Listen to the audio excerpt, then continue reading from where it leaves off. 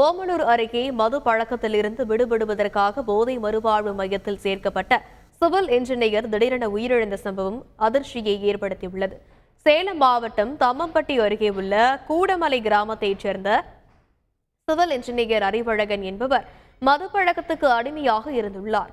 வேலைக்கு செல்லாமல் வீட்டில் இருந்த அவரை உறவினர்கள் ஓமலூர் அருகே உள்ள மோலாண்டிப்பட்டியில் செயல்பட்டு வரும் போதை மறுவாழ்வு மையத்தில் சேர்த்துள்ளனர். இந்த நிலையில் அறிவழகனுக்கு திடீரென உடல்நலம் பாதிக்கப்பட்டதால் மறுவாழ்வு மைய நிர்வாகத்தினர் அவரை சேலம் அரசு மருத்துவமனையில் சேர்த்துள்ளனர்.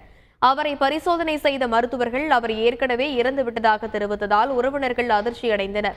இதுகுறித்து அறிவழகன் மனைவி வனிதா கொடுத்த புகாரின் பேரில் ஓமலூர் போலீசார் வழக்கு பதிவு செய்து மறுவாழ்வு மைய நிர்வாகிகளிடம் விசாரணை நடத்தி வருகின்றனர். செய்திகளை உடனுக்குடன் தெரிந்து கொள்ள உடனே சப்ஸ்கிரைப் பண்ணுங்க.